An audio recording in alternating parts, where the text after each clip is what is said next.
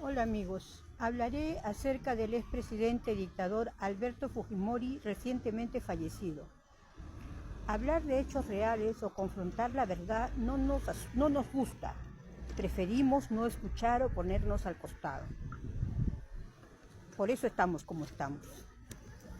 Enfrentar las cosas siempre resulta desagradable a veces, pero eso nos permite crecer, incluso políticamente. Empezaré solo por señalar sentencias que le impuso el Poder Judicial a Alberto Fujimori.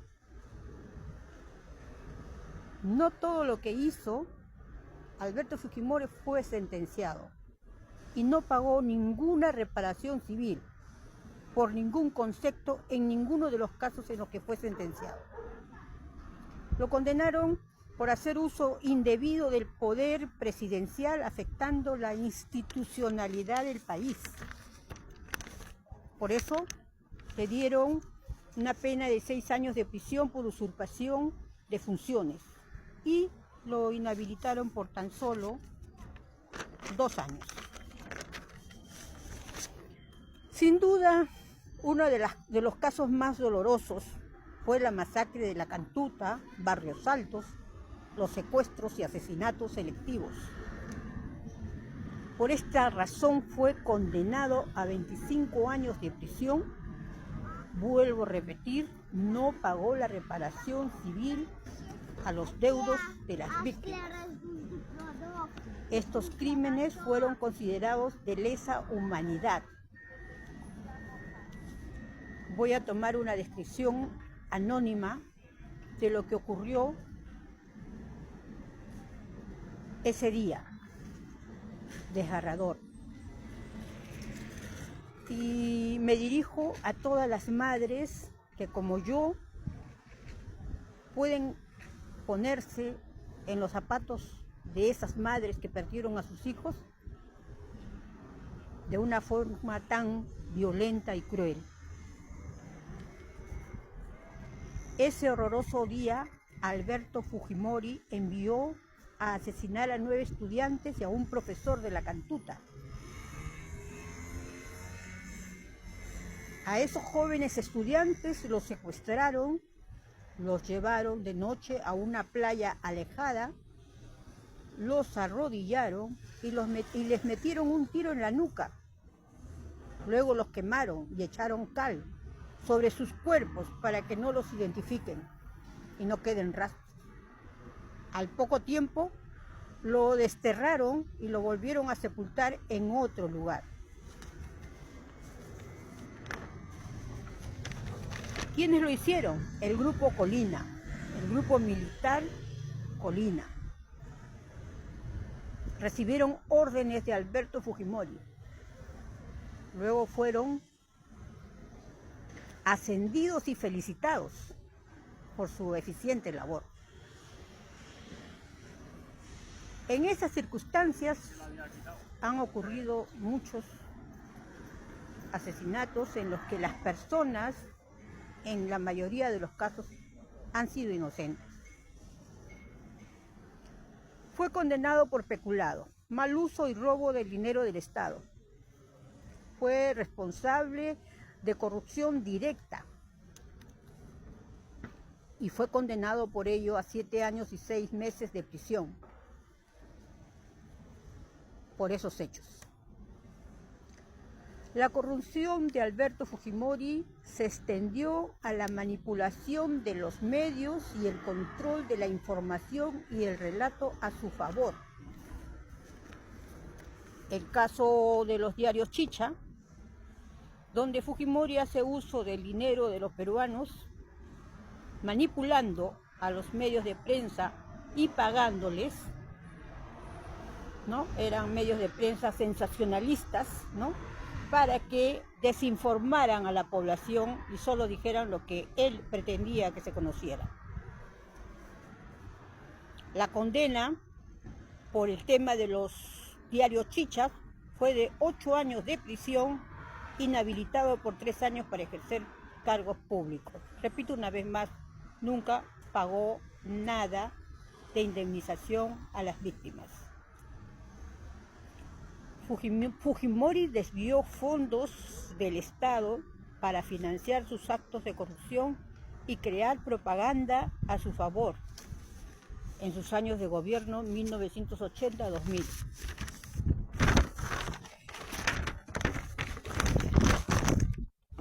Disculpen, estoy haciendo esto de manera informal, sentada en un banco. Rápidamente he escrito unas cuantas hojitas para tener una guía, ¿no? Entonces, disculpen que perdonen la informalidad. Sigo. Si bien es cierto, lo marcó un precedente en América Latina y en el mundo que un presidente haya sido condenado, ¿no? Y que su muerte pone fin a su vida, su legado de abuso y corrupción, de falta de respeto a la dignidad de las personas, a los derechos humanos, su posición sanguinaria, sigue siendo todo un tema por resolver. Seguimos con la familia Fujimori, que tienen la misma escuela y las mismas intenciones del padre. La justicia lo alcanzó solo en parte, a pesar de haber hecho todo lo que hizo impunemente. Se le sentenció por pagarle a Montesinos, su brazo derecho, $15 millones. No se le sentenció por eso. Le pagó porque Montesinos era su brazo derecho, jefe del servicio de inteligencia.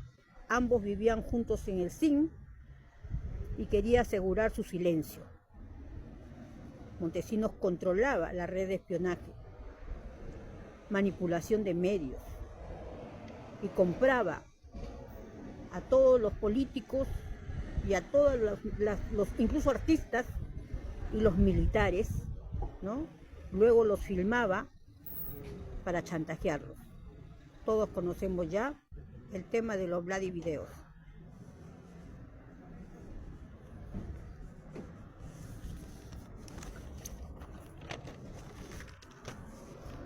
No se llegó a sentenciar todos los casos. Por ejemplo, las esterilizaciones forzadas a mujeres indígenas campesinas, más de 3.000 mujeres afectadas. Estas personas fueron obligadas, sin su conocimiento y sin su consentimiento, ¿no? Les hicieron esterilizaciones y muchas de ellas murieron por no haber las condiciones adecuadas.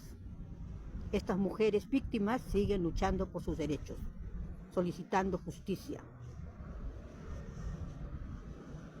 Sigo diciendo que no todos los asesinatos han sido investigados y sentenciados por el Grupo Colina, compuesto por miembros de las Fuerzas Armadas que operaban bajo las órdenes de Vladimiro Montesinos y Alberto Fujimori. Por ejemplo, el caso del asesinato a Pedro Wilca, el caso de Mariela Barreto, el intento de que la mataron porque quiso pasarle la voz a César Hildebrandt, un periodista respetado y conocido en el Perú, que estaba planeado que lo asesinen. La descuartizaron.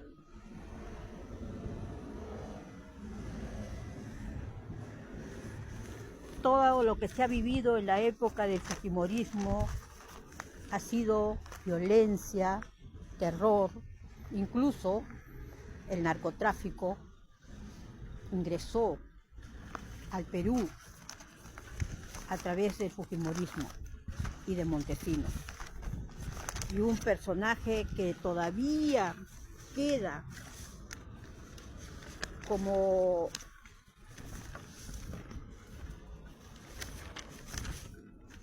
brazo derecho ahora de Keiko Fujimori es Joaquín Ramírez, un hombre que es millonario, tiene muchos millones y que empezó siendo solo un cobrador de combi. Ha sido investigado por la DEA y se le ve frecuentemente junto a Keiko Fujimori.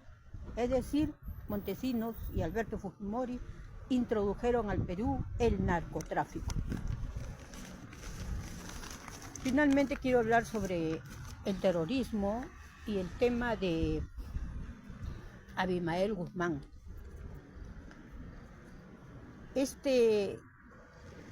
Aquí hay una incoherencia que yo quiero que ustedes reflexionen bien. Resulta que el MRTA, los Tupamaros, se metieron a la embajada japonesa. Ingresó Alberto Fujimori con toda su gente mediante un plan, ¿no? Y según el testimonio de un japonés que estuvo allí, algunos jóvenes se rindieron. Sin embargo, Fujimori ordenó que los asesinaran y les pegaron un tiro en la cabeza. Han hecho asesinatos selectivos a través del Grupo Colina. Han asesinado a mucha gente, a los opositores políticos. Y sin embargo, cuando la policía captura a Abimael Guzmán, Alberto Fujimori no lo asesina como los demás, a pesar de que este hombre es un criminal que ha asesinado a miles y miles de peruanos. Lo que hace es llevarlo a la televisión, exhibirlo como un trofeo y guardarlo a buen recaudo. ¿Y por qué? Porque le era útil. El terrorismo le era útil. Si Abimael vivía y sus seguidores también existían, entonces habían los pretextos suficientes para acusar a todo el mundo de terrorista y mantenerse ellos en el poder, pisoteando los derechos de todo el mundo, enriqueciéndose y corrompiendo las instituciones del Estado. Piensen un poquito. ¿Por qué Fujimori no hizo lo que hizo con todos sus enemigos políticos? Y otra cosa que también quiero que señalar. La política de Estado para combatir el terrorismo fue la famosa llamada guerra sucia. ¿Qué significa eso? Eso significa que la población, sobre todo la del interior del país, en Ayacucho, en esas zonas donde estaba fortalecido el terrorismo de Abimael Guzmán, eran víctimas de los dos frentes. El Estado llegaba y los mataba sospechando que alguno de ellos podía estar con terroristas. Por otro lado, los terroristas sospechaban que algunos de ellos podrían ser espías del Estado. Han muerto más de 69.000 peruanos en la época del terrorismo, algo que no debe ocurrir nunca más. Ahora, la señora Keiko Fujimori, la hija de Alberto Fujimori, que dejó que su padre torturara a su madre, quiere ser presidenta del Perú. Y para ello, a través de un complot, han sacado al presidente electo, Pedro Castillo. Ya están en el poder y están creando las condiciones para que Keiko pueda ser presidenta de la República. Esperemos que eso no ocurra. Esperemos que esas luchas internas en el interior del país se impongan y puedan conseguir una vez más derrotarla. Verónica Mendoza tiene hoy en día su propio partido y tiene muy buenos cuadros.